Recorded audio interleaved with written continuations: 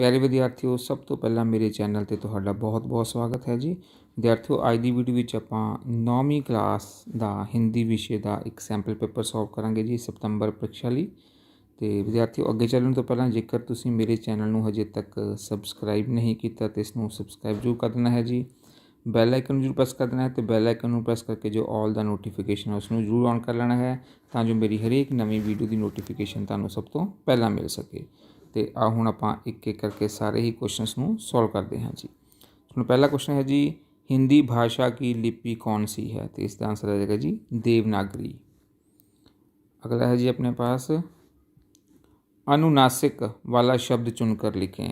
तो वो इसमें है जी दांत। अगला है जी, दांत भी ऑप्शन आ सकती है अपने को, अंत ये भी ऑप्शन आ सकती है क्योंकि अनुनासिक हुंदा है कि जिसकी ध्वनि जो है वो नक दे विचों निकलती है, जिस तरह इसके उपर भी बिंदी है, इसके उपर चंद्र बिंदी है, तो दोनों ही अनुनासिक वाले शब्द हो सकते हैं, पर तुसीं इस ते ऑप्शन पर टिक कर देनी है जी। इन वर्णों को जोड़कर बनने वाला शब्द चुने, तो वो आएगा जी इच्छा। आगे है जी, शुद्ध करके लिखना है। शुद्ध शब्द को चुनकर लिखिए। क्योंकि के स्पेलिंग कौन से होते हैं? तो ये इसका सही आंसर होगा। आगे है जी, श्री कृष्ण यशोदा से क्या खाने की मांग करते हैं? रोटी, माखन, फल या क और ख दोनों? तो इसका आंसर आएगा क ख दोनों, रोटी और माखन दोनों ही खाने की वो मांग करते हैं। सुनो, अगला क्वेश्चन अपने को इस तरह है जी, मुश्किल काम करके कर्मवीर जबकि दूसरों के लिए क्या बन जाते हैं? नमूना बन जाते हैं। बूढ़ी खाला ने पंच किसको बनाया था? अलगू चौधरी को। अगला है जी, मुन्नी के लिए पाजेब कौन लाया? उसकी भूआ लाई। सो अगला है जी, इस पंदाक्ष ਨੂੰ पढ़ के ਤੇ जो प्रश्न हैं उन्होंने ਦੇ ਆਪਾਂ उत्तर देने हैं जी। इस पंदाक्ष ਨੂੰ ਤੁਸੀਂ ਪਹਿਲਾਂ पढ़ लेना है जी। तो पहला क्वेश्चन अपने को है जी, जीवन में बाधाओं को देखकर वीर पुरुष क्या करते हैं? तो इसका आंसर आएगा जी घबराते नहीं। कठिन से कठिन काम के प्रति कर्मवीर व्यक्ति का दृष्टिकोण कैसे होता है? उबाते नहीं। बाधा शब्द का बाधा क्या होती है? रुकावट। इसका अर्थ है रुकावट। तो इस पदांश का शीर्षक क्या होगा? कर्मवीर। देखो जगह है जी अपने पास बहुविकल्पिक प्रश्न है जी। आग बबूला होना मुहावरे का सही अर्थ क्या है? गुस्सा होना। अकल के डैश दौड़ाना, इसमें आएगा हमारे पास चार ऑप्शन दी हुई हैं। अकल के घोड़े दौड़ाना। आम के आम डैश के दाम, तो आम के आम गुठलियों के दाम। सुनो, इस पैराग्राफ ਨੂੰ पढ़ के तो आप नीचे कुछ आंसर दिते हैं, क्वेश्चन पूछे गए हैं, आंसर देने हैं। पहला तुसीं स्क्रीनशॉट लैके तो पूरा पैराग्राफ पढ़ लेना है जी। तो देखो पहला क्वेश्चन है, मानव जीवन की रीढ़ की हड्डी किसे कहा गया है? तो इसका आंसर आएगा जी विद्यार्थी जीवन को। पहले का आंसर ये आ जाएगा।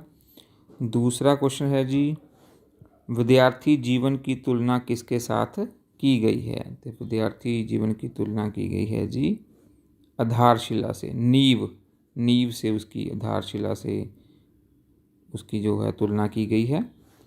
विद्यार्थी काल में बालक आदर्श विद्यार्थी कैसे बन जाता है?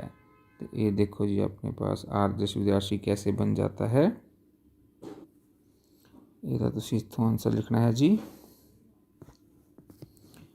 विद्यार्थी काल में जो बालक श्रम, अनुशासन, समय और नियम के सांचे में ढल जाता है वह आदर्श विद्यार्थी बनकर स्व नागरिक बन जाता है जी, सभ्य नागरिक बन जाता है जी।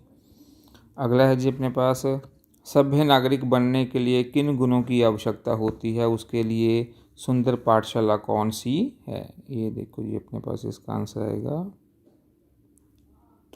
इसका आंसर इतना आ जाएगा जी, सभ्य विद्यार्थी नागरिक के लिए जिन गुणों की आवश्यकता होती है उन गुणों के लिए विद्यार्थी काल ही तो सुंदर पाठशाला है।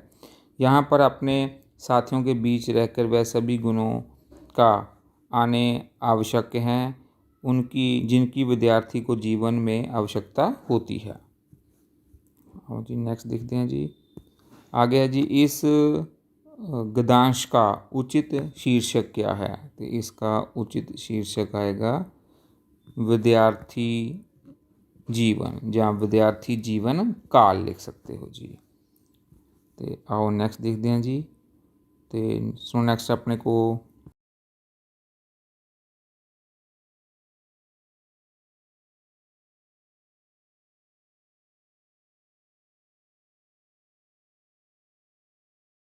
है जी, मृत्यु शब्द का तत्दव शब्द क्या होगा? तो उसका होता है जी मौत। आत्मा शब्द को शुद्ध करके लिखना है तो वो आएगा जी आत्मा। ग्वाला शब्द का बहुवचन ग्वाले। बालिका, बालक शब्द का लिंग बदल के आएगा बालिका। बेतहाशा शब्द के उपसर्ग और मूल शब्द को अलग से अलग करके लिखिए तो आएगा बे अलग आ जाएगा तहाशा। सो नेक्स्ट है जी, आप क्या काम करते हैं? तो विराम चिन्ह लगाकर दोबारा लिखें। विराम चिन्ह इस तरह लगाना है जी, इत्थे देखो अपने को आप तो बाद इत्थे कॉमा पै जाएगा तो इत्थे क्वेश्चन मार्क लग जाएगा जी। तो आओ नेक्स्ट देखते हैं जी। नेक्स्ट है जी, निम्नलिखित प्रश्नों के उत्तर एक या दो वाक्य में दें।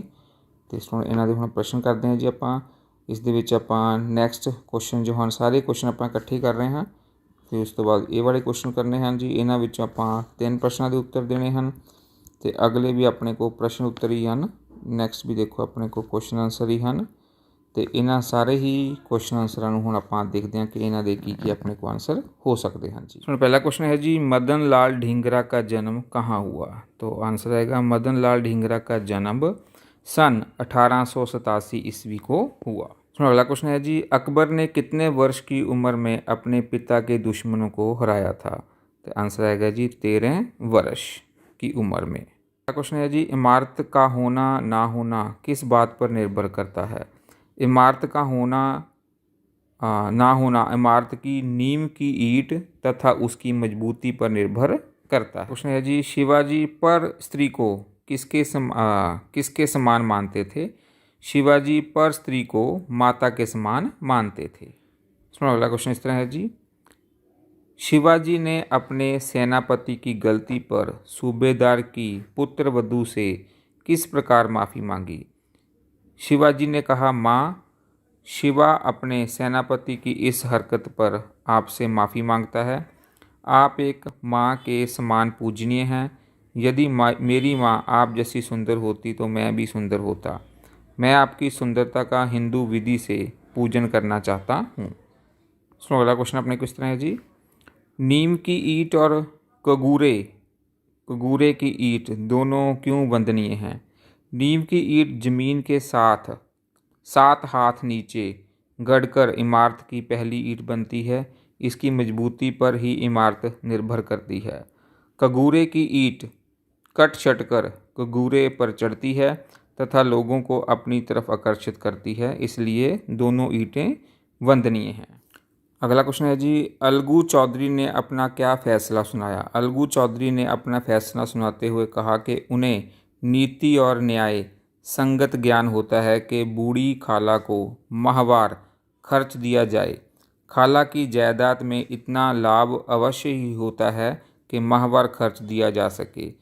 यदि जुम्मन को फैसला नामंजूर हो तो संपत्ति की वह रजिस्ट्री रद्द समझी। अगला क्वेश्चन है जी, पाजेब कहाँ और कैसे मिली? पाजेब आशुतोष की भुआ के पास मिली। जब आशुतोष की भुआ घर आई और उसने आशुतोष को कहा कि जो कागजात वे मांग रहे थे वह सभी इसी बॉक्स में हैं, तभी उसने अपनी बास्केट की जेब में हाथ डालकर पाजेब निकाली और कहने लगी कि उस दिन भूल से ये पाजेब उसके साथ ही चली गई थी। प्रश्न है जी, जीवन में असफलताएं मिलने पर भी साहसी मनुष्य क्या करता है? साहसी मनुष्य असफलता से घबराता नहीं, उनका साहस के साथ मुकाबला करता है और आगे ही आगे बढ़ता रहता है। अगला क्वेश्चन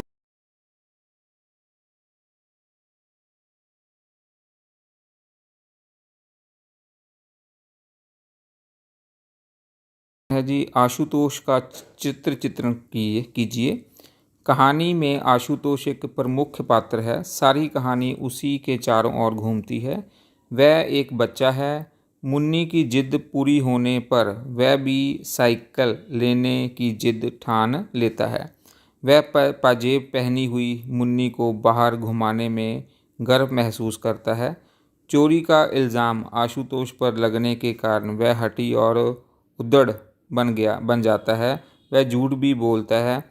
उसमें अपना दोष दूसरों पर डालने का विकार भी है। उसका चरित्र पूर्णतः मनोविज्ञान से प्रभावित है। अगला क्वेश्चन है जी, पंच परमेश्वर कहानी का उद्देश्य क्या है? पंच परमेश्वर कहानी एक आदर्शवादी कहानी है। इस कहानी में लेखक ने समाज में इस आशावादी धारणा को प्रस्तुत करना चाहा है कि पंच में परमेश्वर का वास होता है। पंच के मुख से निकलने वाला प्रत्येक वाक्य एवं शब्द परमात्मा का शब्द होता है। पंच की कुर्सी पर बैठने वाला व्यक्ति किसी का दोस्त, दुश्मन तथा हितैषी नहीं होता। वह तो केवल न्याय का हितैषी होता है। उसे न्याय तथा अपने कर्तव्य पालन की चिंता रहती है। अंत स्पष्ट है कि कहानी में न्याय संगत होना तथा कभी भी स्वार्थी ना बनकर निष्पक्ष भाव में रहने तथा निर्णय लेने को कहती है। क्वेश्चन है जी, साहसी व्यक्ति के कोई 5 गुण लिखिए। देखो जी, पहला गुण है जी, साहसी व्यक्ति इस बात की चिंता नहीं करता है कि तमाशा देखने वाले उसके बारे में क्या सोच रहे हैं। वह उन सपनों में भी रस लेता है जिनका कोई व्यवहारिक अर्थ नहीं होता है। वह कभी भी अपने सपने उधार नहीं लेता। वह सदा अकेला ही अपनी राह पर चलता है। वह कठिनाइयों से नहीं डरता है। वह पूर्ण रूप में निडर होता है। क्वेश्चन आंसर ਆਪਾਂ ਹੁਣ ਕਰ ਲਏ ਹਨ ਤੇ ਆਓ ਹੁਣ ਨੈਕਸਟ ਦੇਖਦੇ ਹਾਂ ਜੀ ਆਪਾਂ निम्नलिखित में से किन्हीं 5 पंजाबी वाक्यों का हिंदी में अनुवाद करना है जी। तो ये देखो अपने को 6 लिखे हुए हैं। इन्हां 6 ਦੇ ਵਿੱਚੋਂ ਆਪਾਂ 5 ਦਾ अनुवाद लिखते हैं जी। सुन पहला है जी, चंडीगढ़ पंजाब और हरियाणा की राजधानी है। चंडीगढ़ पंजाब और हरियाणा की राजधानी है। दूसरा है जी, मेहनती आदमी हमेशा सफल होता है। मेहनती आदमी हमेशा सफल होता है। तो आओ नैक्सट देखते हैं जी। अगला है जी, भारत ਨੂੰ सोने की चिड़ी कहा जाता है। भारत को सोने की चिड़िया कहा जाता था। सानू प्रभु विच विश्वास रखना चाहिए है। हमें प्रभु पर विश्वास रखना चाहिए। तो आओ नैक्सट देखते हैं जी। 5th वाला है जी, कुछ पाने लिए कुछ गवाना भी पैंदा है। कुछ पाने के लिए कुछ खोना भी पड़ता है। तो इसमें पहले 5 आप कर ले हैं जी। तो इसमें आओ हम आप नैक्सट देखते हैं जी। नैक्सट अपने को है जी, एक पत्र लिखना है। इस आप लिख रहे हैं, अपने फुफेरे भाई को राखी भेजते हुए पत्र लिखें। एक ये लिखते हैं और दूसरा करेंगे इस लास्ट वाले में मोबाइल फ़ोन और विद्यार्थी। तो इस दे नाल ही अपना जो पूरा पेपर है वो कंप्लीट हो जाएगा। सो जेकर वीडियो तुहानूं अच्छी लगी तो इसनूं लाइक और शेयर जरूर कर देना जी। मेरे चैनल में सबसक्राइब कर देना तो बैल आइकन नूं भी जरूर प्रेस कर देना है जी। तो आ हुण जो अपने क्वेश्चन रह गए हैं आपां उन्हां नूं देख लेने हैं जी। हुण आ हुण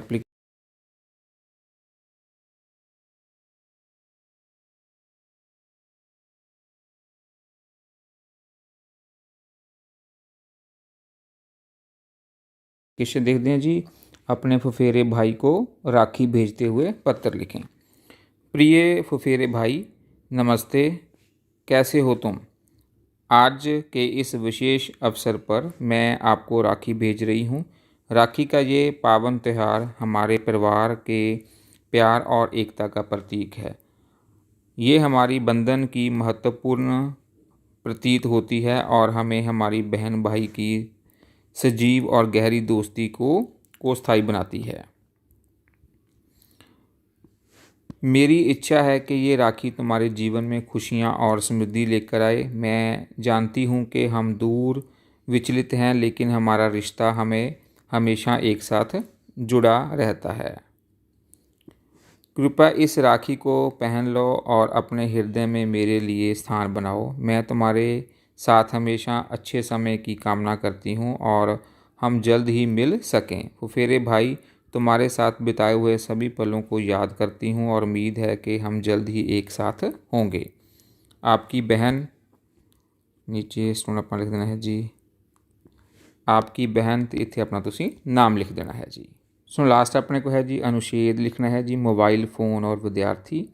आज का युग संचार क्रांति का युग है। इस युग में मोबाइल हम सब की ज़िंदगी का प्रमुख हिस्सा बन गया है। आज मोबाइल ने प्रत्येक क्षेत्र में क्रांति ला दी है। समाज में प्रत्येक व्यक्ति अपनी अपनी आवश्यकता के अनुसार इसका लाभ उठा रहा है। आज विद्यार्थी वर्ग में मोबाइल अधिक प्रसिद्ध है। स्कूल, कॉलेज, विश्वविद्यालय, हर स्तर में विद्यार्थी की पहली पसंद मोबाइल है। आज मोबाइल का प्रयोग केवल परस्पर बातचीत के लिए ही नहीं किया जाता, बल्कि विद्यार्थी इसका प्रयोग इंटरनेट, ईमेल, चैटिंग आदि के लिए भी करते हैं। इससे घर बैठे इंटरनेट के माध्यम से संसार के किसी भी कोने की जानकारी ले सकते हैं। विद्यार्थी अपनी मनचाही सामग्री को डाउनलोड भी कर सकते हैं, इससे प्रिंट भी निकाल सकते हैं। आज मोबाइल जीवन के लिए इतना उपयोगी है कि उसका उतना हानिकारक भी है। कुछ विद्यार्थी ऐसे भी हैं जो मोबाइल का दुरुपयोग भी करते हैं। वह व्यर्थ में ही घंटों गप्पे हाँकते रहते हैं, एक दूसरे को संदेश भेजते के में समय गंवाते हैं, वह चैट करके अपना समय नष्ट करते हैं। ऐसे विद्यार्थियों को मोबाइल की उपयोगिता समझनी चाहिए, उनका दुरुपयोग ना करके केवल सदुपयोग करना चाहिए। होप सुन तुहानूं सारे ही जो क्वेश्चन करवाए हैं वो अच्छी तरह समझ लग गए होंगे। जेकर वीडियो तुहानूं अच्छी लगी तो इसनूं लाइक करते शेयर जरूर कर देना, मेरे चैनल को सबसक्राइब कर देना तो बैल आइकन भी जरूर प्रेस कर देना। धन्यवाद।